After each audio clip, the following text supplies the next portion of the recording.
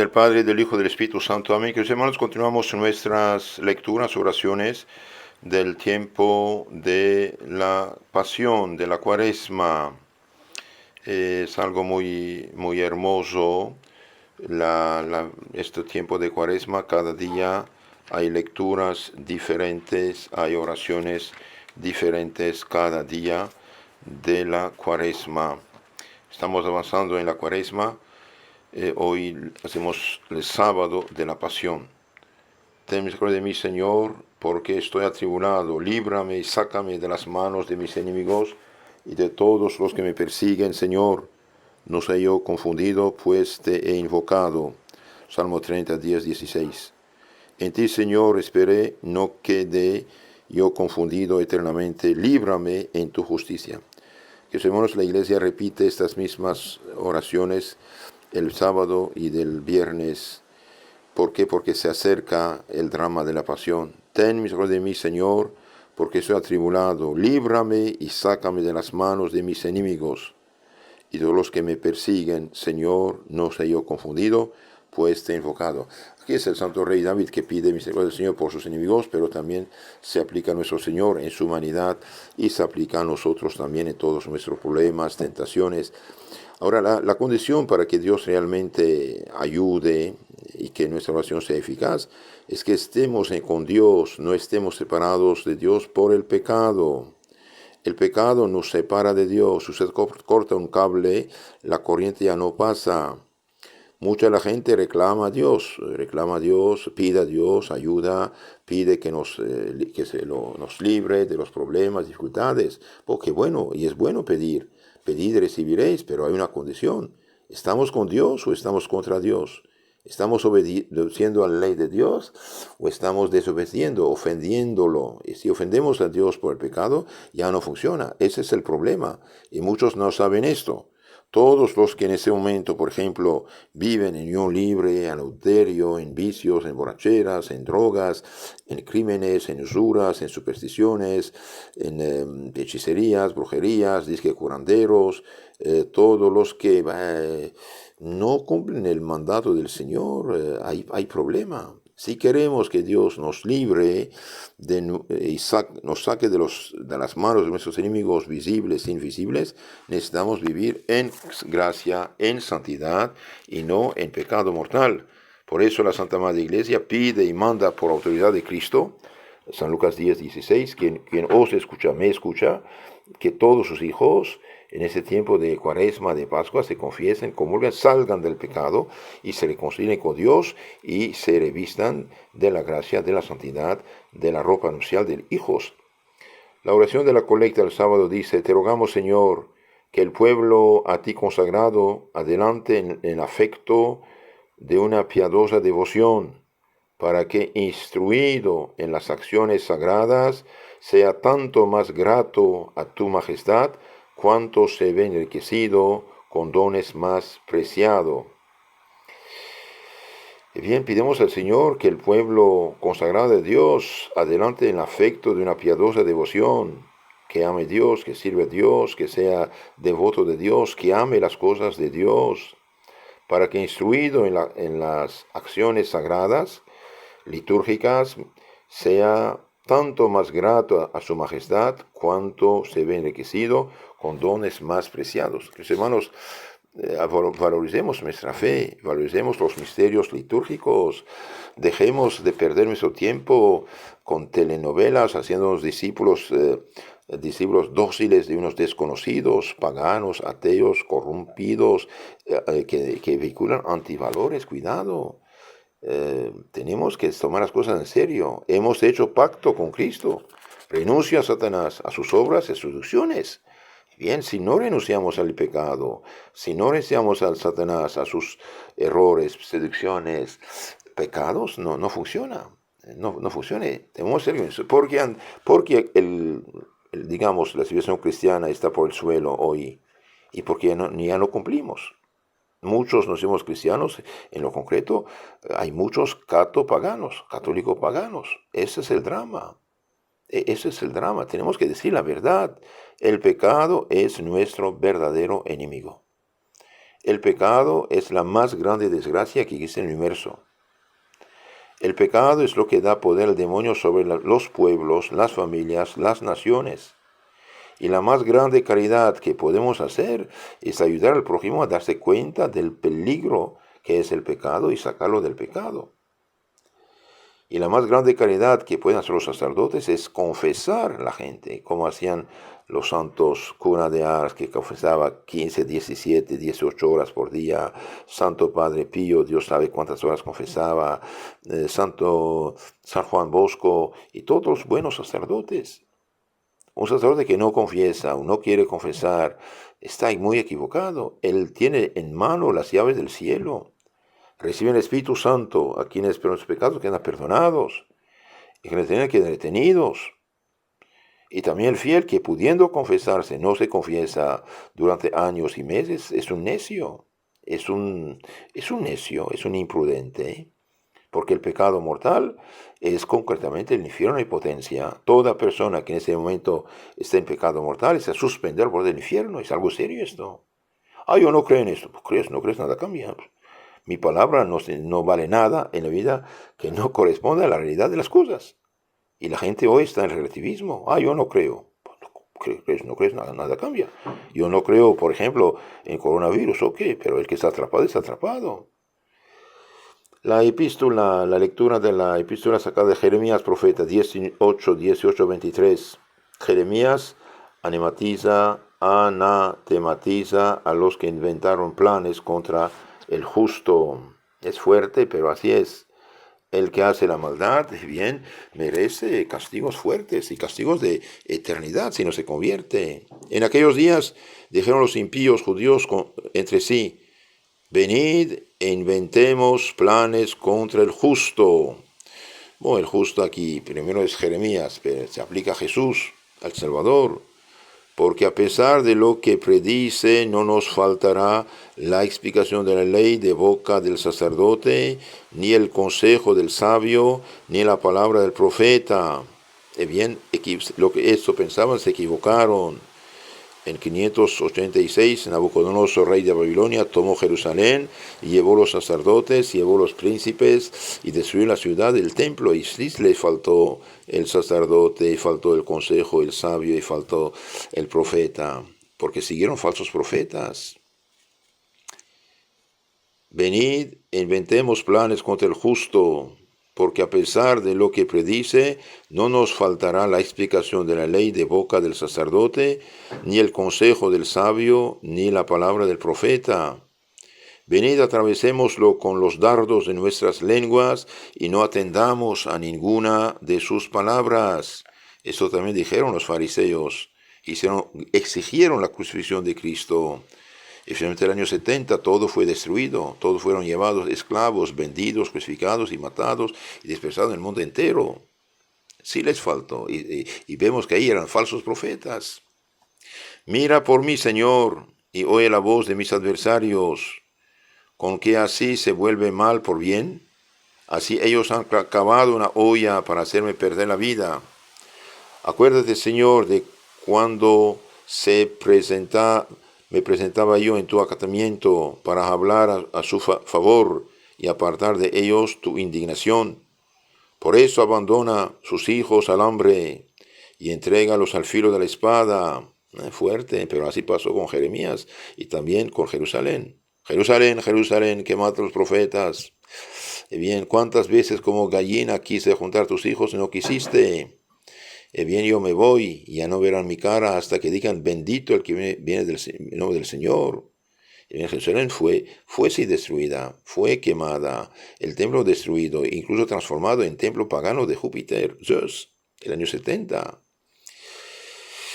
Sí, entonces cuando uno rechaza el mensaje de Dios, cae bajo el yugo de los enemigos visibles e invisibles. Por eso abandona a sus hijos al hambre. En Jerusalén en el año 70 comieron carne humana. Entrégalos al filo de la espada. Esto pasó con Nabucodonosor y con Titus. Viudas sin hijos queden sus mujeres, sus maridos mueran de una muerte desastrada y véanse en el combate los jóvenes atravesados con la espada. óiganse alaridos en sus casas, porque tú has de conducir contra ellos súbitamente al salteador, contra los que cavaron la olla para prenderme y tendieron lazos ocultos para mis pies. Mas tú, Señor, conoces bien todos sus designios de muerte contra mí. No les perdones su maldad, ni su pecado se borre de tu presencia. Sean derivados delante de ti, y en el tiempo de tu furor acaba con ellos, oh Dios, Señor nuestro. Que hermanos, todas estas profecías sí se realizaron, también esas maldiciones, de un cierto modo, bien en 586 antes de Cristo, con la destrucción de Jerusalén por Nabucodonosor de Babilonia, y el año 70 por Titus, cuando aceptaron un falso Mesías. El Evangelio sacado de San Juan 12, 10, 36 dice: en aquellos tiempos los príncipes de los sacerdotes determinaron matar también a Lázaro, que Jesús había resucitado poco antes. Y esto fue la noticia la más grande de esta época en todo el país. Pues muchos por su causa se separaban de ellos y creían en Jesús. Entonces muchos judíos, engañados por las calumnias tontas, injustas, envidiosas de los fariseos, creían en Jesús. Lo que deciden estos ciegos, matar a Lázaro también. Al día siguiente, un gentío que había venido a la fiesta al oír que Jesús estaba por llegar a Jerusalén, tomaron ramos de palmas y salieron a recibirlo voceando: Hosanna, bendito sea el que viene en nombre del Señor, Rey de Israel. Y halló Jesús un jumentillo y se montó en él, según está escrito: no temas, hija de Sión, mira a tu rey que viene montado sobre un asnillo. Sobre esto no pararon mientes sus discípulos entonces, mas cuando fue glorificado Jesús, se acordaron de que tales cosas estaban escritas de él y que ellos mismos las cumplieron. Muchas veces cumplimos las profecías sin darnos cuenta. Lutero, por ejemplo, el más grande de los lobos feroces, profetizado por San Pablo, Hechos 20, 28, lobos feroces no van a perdonar al rebaño, 20, 28 siguientes de los Hechos de los Apóstoles. Y bien, Lutero es precursor anticristo. Todos los fundadores de sectas son actores del reino del anticristo, pero piensan seguir a Cristo. Aquí dice, ellos cumplieron las escrituras sin saberlo. Y la muchedumbre que estaba con Jesús cuando llamó a Lázaro del sepulcro y lo resucitó de entre los muertos daba testimonio de él. Por esta causa vino a recibirlo tanta gente por haber oído que había hecho este milagro. En vista de lo cual se dijeron unos a otros los fariseos, estos ciegos dirigentes de la nación: ¿veis cómo no adelantamos nada? Mirad cómo todo el mundo se va atrás de él. Estaban ahí algunos gentiles, de paganos, de aquellos que habían venido para adorar a Dios en el día de la fiesta, gentiles ya creyentes en el Dios único. Estos pues llegaron a Felipe, que era de Betsaida de Galilea, y le rogaban diciendo: Señor, deseamos ver a Jesús. Fue Felipe y se le dijo a Andrés, y Andrés y Felipe se lo dijeron a Jesús, y Jesús les respondió diciendo: llegó la hora en que debe ser glorificado el Hijo del Hombre. En verdad os digo, que si el grano de trigo que cae en la tierra no muere, queda infecundo, queda solo, mas si muere, produce mucho fruto. Así el que ama desordenadamente su alma la perderá, y el que odia su alma en este mundo, para la vida eterna la conserva. Entonces el que ama desordenadamente su alma, su persona, la perderá. El que usa los bienes de este mundo desordenadamente, mediante el pecado, va a perderse. El que domina su alma, sus deseos, y se salvará. El que me sirve, sígame, que donde yo estoy, ahí también estará mi servidor. Y a quien me sirve, le honrará mi Padre. Ahora mi alma se siente turbada. ¿Y qué diré? Padre, líbrame de esta hora. Mas no, que para esta misma hora he venido al mundo. Padre, glorifica tu nombre. Entonces oyó una voz del cielo que dijo: lo he glorificado y lo glorificaré todavía más. La gente que estaba allí y que había oído decía que aquello había sido un trueno. Otros decían, un ángel le ha hablado. Respondió Jesús y dijo, no he venido por mí esta voz, sino por vosotros. Ahora va a ser juzgado el mundo. Ahora el príncipe de este mundo va a ser lanzado fuera, el demonio. Y bien, Jesús por su muerte vence el demonio y da poder a la iglesia de expulsar el demonio, primero de las almas mediante la purificación, mediante una buena confesión o el bautismo, y después con los exorcismos. Y cuando yo fuere levantado en alto sobre la tierra, todo lo atraeré a mí. Cuando seré crucificado, eso lo decía para significar de qué modo había de morir. Le suplicó la turba, nosotros sabemos por la ley que el Cristo debe vivir siempre, pues como tú dices que debe ser levantado en alto el Hijo del Hombre. ¿Quién es ese Hijo del Hombre? Jesús les respondió, todavía está con vosotros un poco tiempo la luz es Él. Andad mientras tenéis luz para que no os sorprendan las tinieblas, que quien anda entre tinieblas no sabe a dónde va. Mientras tenéis luz, creed en la luz para que seáis hijos de la luz. Eso dijo Jesús, y se fue, escondió de ellos. Su hora no había venido. Queridos hermanos, nuestro Señor murió en la cruz para nuestra salvación. Y ustedes saben, esta salvación la mereció para nuestra salvación y la comunicó a la iglesia, y la iglesia nos comunica la salvación de Cristo mediante los sacramentos. Por eso las sectas no tienen nada. Las sectas no tienen sacramentos. Lutero de 7 sacramentos eliminó 6. Y finalmente las sectas nuevas ya no tienen nada, puesto que ya no creen el pecado original. Se dicen cristianos ni están bautizados por desgracia.